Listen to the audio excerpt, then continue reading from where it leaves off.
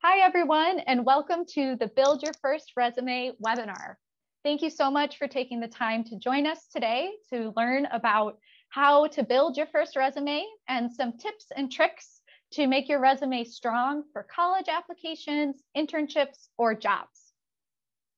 This webinar is a part of a three-part series called Preparing for a Career in Science. It's a webinar series specifically for high school students in Western New York. So I encourage you to join us at the upcoming webinars as well. On April 22nd, we'll be talking with a few professionals in the environmental field about their career journeys.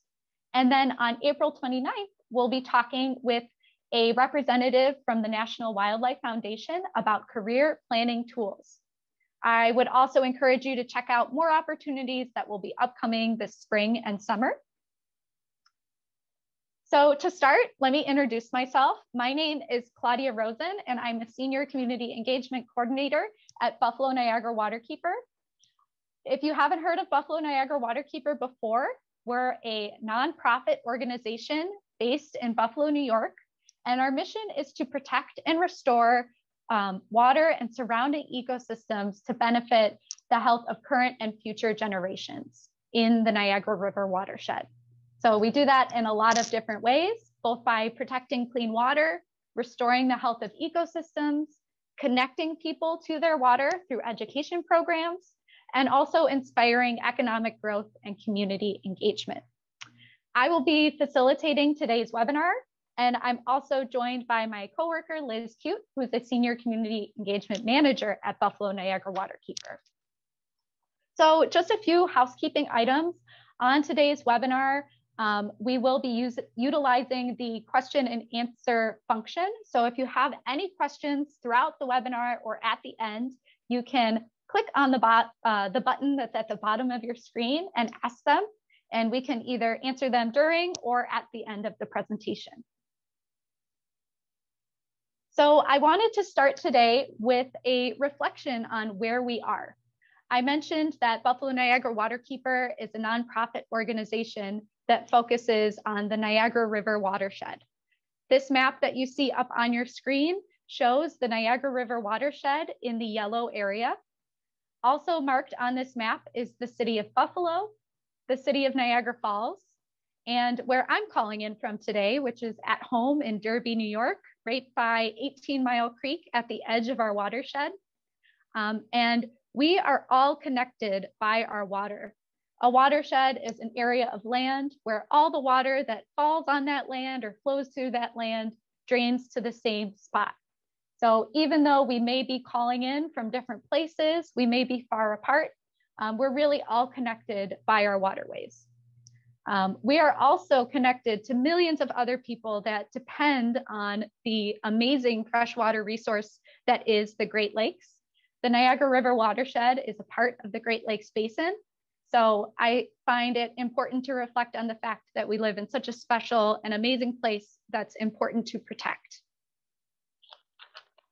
I also wanted to acknowledge that I am recording and hosting this webinar from the original territory of the Haudenosaunee Confederacy, which means people of the Longhouse. The Haudenosaunee settled and thrived in Western New York long before European settlers, and we acknowledge them as the past, present, and future caretakers of this land. So I encourage you to take a look at this map that shows the current and historic territory of the Haudenosaunee, and maybe find where your home is located and see where you may be living near. You can also check out the link below to take a look at other areas in the United States and Canada and see the native lands' current and historic territories. So for what we're talking about today, building your first webinar, on the screen, you'll see a quick agenda. We're going to talk about what is a resume. We're going to talk about when you'll need a resume, how to get started building your first resume. We'll also go over some tips and tricks. And at the end, we'll have some time for questions. So I'm really excited. Hopefully we've got some high school students joining us today, and maybe you're just thinking about building your first resume, which is a great first step whether you want to start applying to schools or jobs or internships. So to start, let's define what a resume is. A resume is a document that summarizes skills and work experience. It is 1 to 2 pages long, so it's really a short document. Up here, you'll see a couple examples. So resumes are really diverse. You can be really creative when you're building your resume, but today, throughout this webinar, we're going to talk about some tips and tricks to make your resume as strong as possible. Another thing I wanted to mention is a CV. So you may have heard this word before, a curriculum vitae. It is slightly different from a resume, but similar. It is a document that details the whole course of an academic career. It's something that is much more common in academia or research fields. So if you are applying for either a graduate degree or a PhD program, you'll likely be asked for your CV. And a CV is a much longer document than a resume, so there is no length limit. So if you are a high school student right now, you're likely not looking to build your CV. So we're really going to focus on our resumes. However, I did want to mention that a resume is a great starting point for a CV. So if you think you might need a CV at some point in the future, building a strong first resume is the best place to start. So when will you need your first resume? You will need a resume for a lot of different reasons. You'll need it when you're applying for jobs, for schools. If you decide to pursue an undergraduate degree, you want to go to a university, you might need to include a resume in your college application. You will likely need a resume if you're applying to an internship. And also later on, if you're applying to a teaching assistant position or a graduate assistant position, you will likely need your resume as well. It is good to have a resume that you can update as you gain more experience and education. I always find that as you're working hard, you're gaining lots of experience either through your employment or through your education. You tend to forget to update your resume. Especially if you don't have one. So if you have a strong first resume, you can continually update it and have it ready to go whenever you see opportunities pop up that you'd like to apply for, like a job, maybe a school, or an internship. So getting started. The first step in building a strong first resume is to do a little brainstorming. So what I like to do is take out a physical piece of paper and a pen.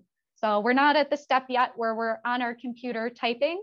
I really encourage you to write down on a physical piece of paper some of this brainstorming information.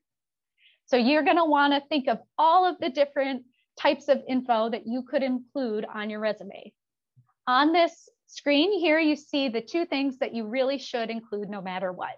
And the first thing is your contact information. So you're going to want to make sure at the very top you have your name, a professional email address.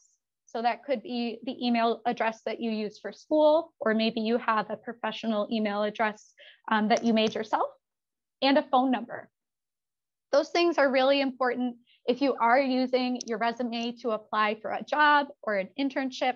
The folks are going to want to contact you. So making sure your contact info is easy to see at the top of your resume is important. You're also going to want to include your education. So whether you're still in high school or you've graduated from high school, maybe you're in college, making sure that you have that marked on your resume is important.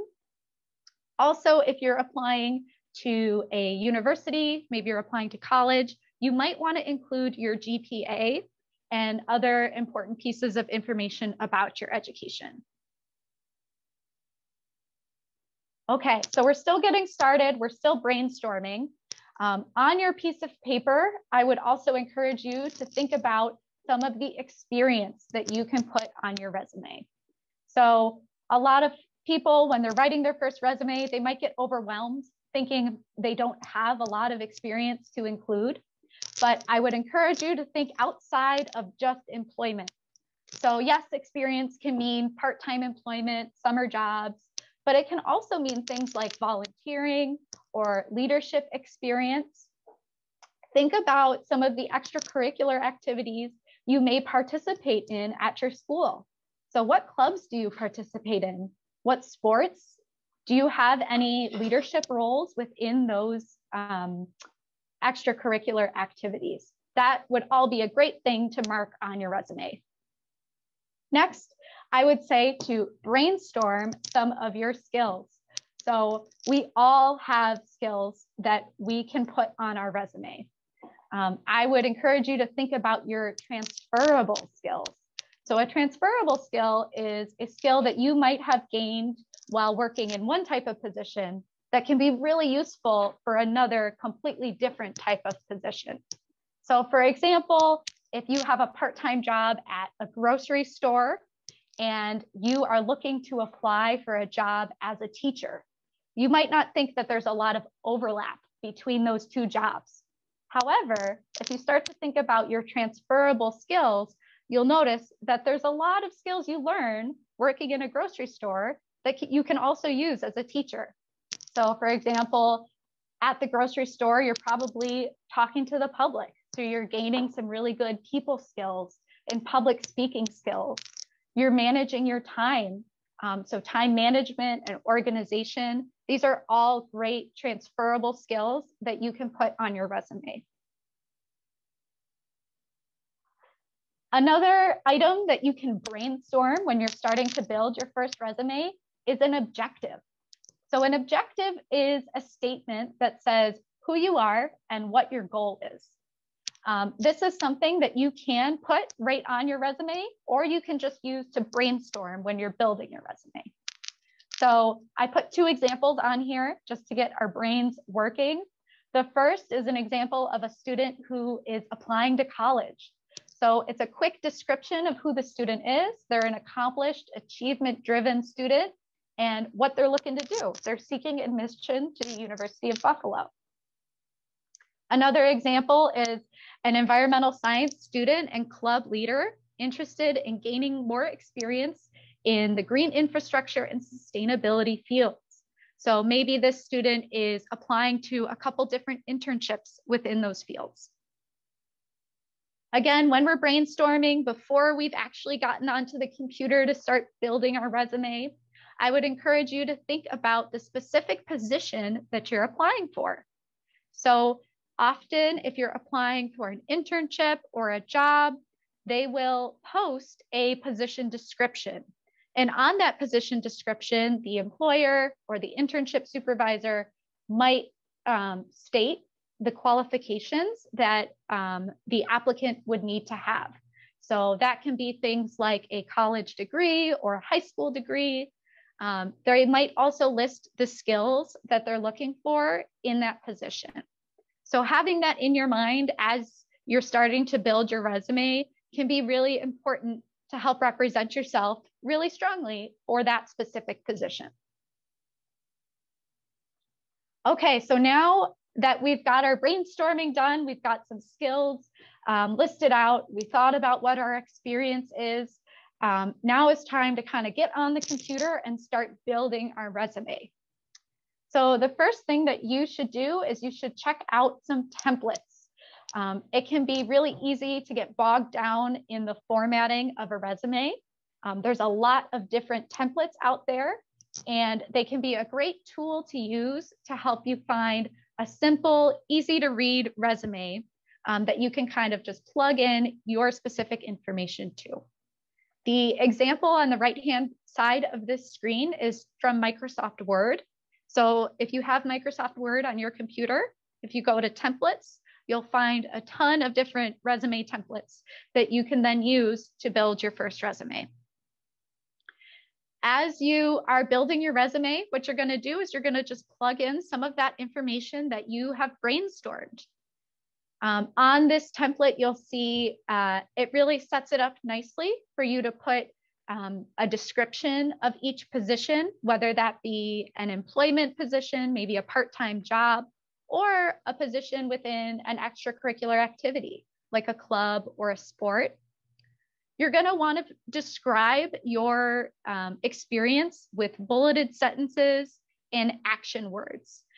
It's important to be concise, but also use a lot of positive language and those action words to help describe your experience for each bullet. You can also plug in things like those skills that we talked about at the beginning, organizational skills, time management skills. Those can all be listed on your first resume as well. So when I say action words, what do I mean? This slide shows just a couple examples of some action words to get your brain moving when you're thinking about starting your first resume. So I have a couple resources at the end of this webinar that I will share as well that have great lists of action words to build on this. These are just a couple that you could use, but really start to think about the ways that you have either led tasks within your experiences at your part-time employment or at your extracurricular activities. So words like designed, created, developed, improved, these are all great action words to include in those bulleted lists describing your experiences.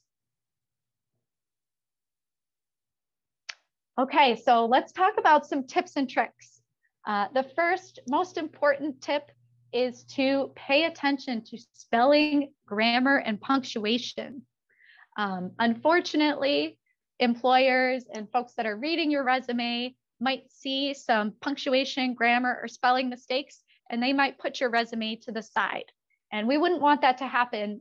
So it's very important to make sure you proofread your resume. I would encourage you to print out your resume, proofread it over with a red pen, give it to someone else to proofread so that they can find any mistakes you might have missed, and do as best as you can with that spelling, grammar, and punctuation. It's also important to keep it simple. Oftentimes, employers are not going to be reading a resume for too long. They might be taking a quick look, reading over it for a couple minutes. So the more simple, the better. And the easier it is for them to read and get a sense of who you are and what your skills and experience are. Also, a great tip is to make sure you send your resume as a PDF. So there's this picture on the screen of how to save a Word document as a PDF. If you've built your resume with one of those template filters, maybe in Microsoft Word, and you send it via email to an employer, unfortunately, it might get scrambled around. The formatting might get messed up. And then when the employer opens it up to either read it on their computer or print it out, it might not look the same as it did for you on your computer. So by saving the resume as a PDF and sending it as a PDF, you can avoid that trouble and make sure it looks just the same to you as it does to them. And you can have a simple, easy to read resume. Some other things to think about. If you're applying for a job or an internship, you might also be asked for a cover letter. So this is something else to think about. It is basically a letter describing yourself to that potential future employer and stating why you would be a good fit for that position and that you're interested in that position. This is something else that you would want to send as a PDF. So another thing to think about. You might also be asked for references when you apply to a job or an internship. So references are people that can speak to who you are, your skills, and your experiences. So an employer or a potential employer might call them to ask some questions about you to see if you would be a good fit for a job. I would encourage you to think about maybe some teachers or club advisor, maybe a past supervisor that could be a reference for you if you are searching for a job or an internship. And then you should also make sure you contact your references and let them know that you will be listing them as a reference throughout your job search. Finally, another thing to think about is a thank you note. So if you've sent in your resume to a potential employer and you're lucky enough to get an interview, at the end of that interview, when you go home, make sure you write an email to the interviewer, thanking them for their time, And maybe one note about something that you're excited about for the potential position, or restating why you think you would be a good fit. So here at the end of our webinar, I just wanted to list out some resources that are great to continue learning about building a strong first resume. The first is I would encourage you all to attend our future webinars that are a part of the Preparing for a Career in Science webinar series. Those will be on April 22nd and April 29th. There will be more opportunities to come this spring and summer with Buffalo Niagara Waterkeeper. So keep your eyes out. I would encourage you to join us. We also have some other references listed on this slide. The New York State Department of Labor has some really good resources on resume writing, some more tips and tricks. There's also the NWF Eco Leaders community. So check out that website and join us for the webinar on April 29th, when we'll have a NWF representative sharing more information about that resource specifically. There's a website called resumehelp.org that has a lot of those action word lists that I talked about earlier today. And also a great resource is your school, your guidance counselors, and your teachers. Definitely take the time to talk to them about building your first resume. They all probably have made resumes in their lifetime and have applied to jobs, and I'm sure they would have some great advice to share as well. So thank you so much, everyone, for joining us today. I hope you learned a little bit about how to build a resume, and I look forward to hopefully you all joining us at our future webinars in the Preparing for a Career in Science webinar series. So at this time, we'll stop recording and we'll see if we have any questions.